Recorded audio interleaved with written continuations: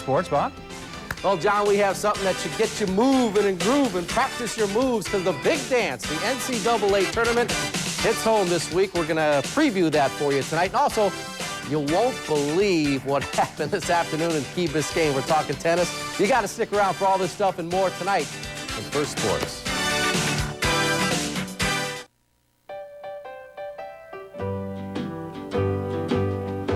I can never be free, dear. Look at sports. First Sports with Bob Alvarez and Pat Boyle. And welcome to a new week of First Sports. It's the week we've all been waiting for. Get out your Sunday best, because the big dance is just a few days away. Yesterday we found out who was invited to the dance. Now it's time to find out when the band starts playing for the 64 teams. Pat Boyle live at Ferg's near the Dome. Pat, what's going on? Well, you got that right, Bob. The Madness of March is officially here. For the next 3 weeks, the focus of the... All right, I knew he'd slip that in about his alma mater. Now, what about the Gators? They are going up north to the island. Nassau Coliseum is where they will be playing their first-round game. It's the Gators against Lefty Driesell and James Madison. Gators, by the way, came in at number 14 in the final Associated Press poll. Thursday's game, about 30 minutes, approximately 10:30. That'll be after the Nebraska plays Pennsylvania. Hockey, let's go to Miami. Panthers jump on the Rangers. Brian Scrudlin breakaway. Mike Richter with the save, but Jody Hall with the rebound. And it's 2-0 Panthers. Second period, Mike Hartman hasn't scored this season until now. That made it 2-1. That's how it ended, 2-1. Now, Montreal took care of Boston. Canadiens were down 3-0. The Panthers now 9 points ahead of the Lightning, and Quebec leads the Blackhawks 3-1 in the third. NBA tonight, Charlotte has their muscle back. Tonight they needed overtime to beat Boston 107-101. Denver with a big cushion at the half. Utah's lost just once in their last 10 games, and Detroit and Sacramento go at it a bit later. Tonight, we are talking about Gator basketball. When we ask, do you know your sports?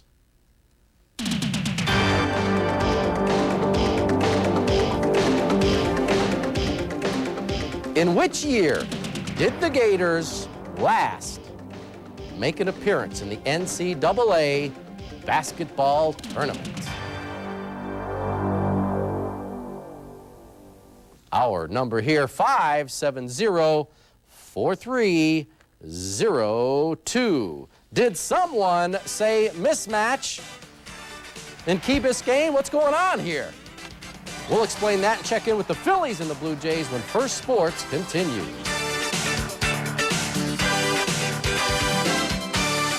This portion of 44 News at 10 is brought to you by Valvoline. People who know use Valvoline.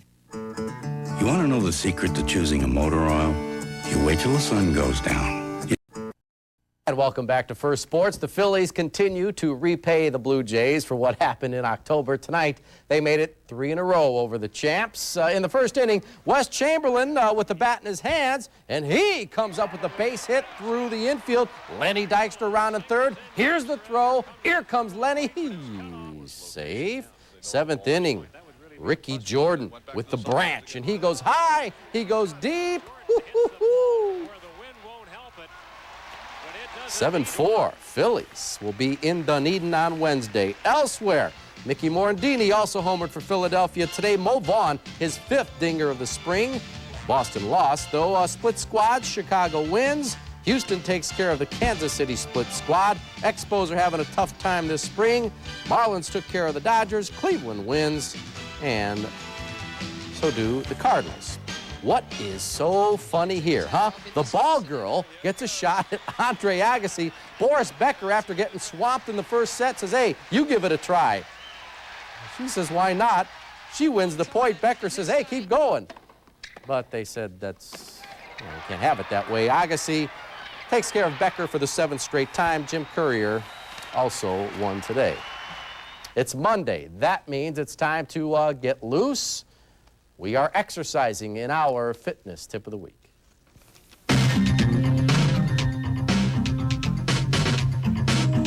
If you incorporate balance into your exercise routine, your results will be dramatic. And the best way to demonstrate this is a very simple abdominal exercise called the push-out. First of all, Bob and Leah will show you how it's done the normal way using your hands. What you do basically is lean slightly back. Place your hands, Bob, behind you a little bit because you're going to need all the assistance you can get. Raise your feet up and knees in, knees out. As you bring your knees in, bring your chin forward. As you bring your knees out, chin back. As you can see, this is an excellent exercise for the lower abdominal muscles. But to make this exercise more effective, let's remove the hands. Place the hands in front of you and try to do the same exercise. Go ahead. Good, Leah. That's the way. Okay, Bob is trying, and that's what it's all about. Fitness should be fun and challenging at the same time. Until next week, this is Bill Gavoich. Good luck with your training. All you guys back of this wall that were laughing, let's see out here on the floor. All right, let's see who knows their Gator basketball history. Tonight, we are asking when did the Gators make their last appearance in the NCAA basketball tournament? It happened in 1989. They lost in the first round to Colorado State. Tonight's winner was Jim Wise of Tampa. Jim, we have for you this sporty cap from Valvoline. So keep that on and keep the rays off. This is going to be a busy week for us. We're going to be sure you don't miss a thing. Tomorrow, the Lightning host Calgary. Will be here first with all the highlights and the post-game comments. And also, tomorrow night, a conversation with Knowles head coach Bobby Bowden. Speaking of the Knowles, tonight Charlie Ward wins the Sullivan Award. It is given each year to the nation's top amateur athlete. Also, UT wins in baseball 10-8 over Lafayette College. They are 17-6. We appreciate you having us in your home. We'll see you tomorrow.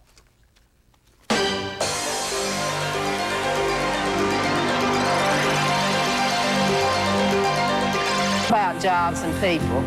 We want to thank Walmart. Thanks, Pat. You know something I don't know? I know the trading deadline in hockey is nearing. I don't know about television. You mentioned the P-word playoffs. I think right now the Lightning has to concentrate on winning. They haven't been able to do so in their past 4 outings. The final tonight, Calgary 7, the Lightning 3. And as always, you see the highlights first right here on First Sports. So let's roll the tape and take a look. The Lightning trailed 1-0 when Dennis Savard on the breakaway, the slap shot, his 13th goal of the year, that tied the score at 1 apiece. Just over a minute later, Gary Roberts, who would have a huge night, made it 2-1 Calgary. Midway through the first period, it is Bradley to Adam Creighton, his 9th goal of the year, tied it up at 2. Calgary took a 4-2 lead. Then Wendell Young replaced Darren Pupa. The Lightning on the power play, Sean Chambers, cut the Calgary lead down to 4-3. Let's take you to the second period. Gary Roberts' second goal made it 5-3. Then here he is, the hat trick on the backhand. His 34th goal of the year made it 6-3. Roberts added the last goal to make it 7-3 in favor of the Calgary Flames. We're with defenseman Joe Reekie. And Joe, first off, a huge night for Gary Roberts defensively. What happened with you guys tonight? Well, we didn't play well defensively, and it cost us, and especially against a team like Calgary. If you don't play sound in all 3 zones, you're going to get caught. And tonight, I think, as a team, we didn't play good hockey, and we didn't play good defensive hockey, and it cost us. And it's not a good time to be getting cost like that, especially this late in the season. You were with the team last year. I want to ask you a little bit about chemistry because the team made a lot of changes this year. Is chemistry any reason at all why you guys have had a little bit of trouble this year, you think? Well, I think at the start of the year, we had such a sluggish start, and I think that was a big factor as far as picking up new players and starting to gel as a team. But I think all in all, we've had, we made a run after the 20-game mark, and we made a run up into this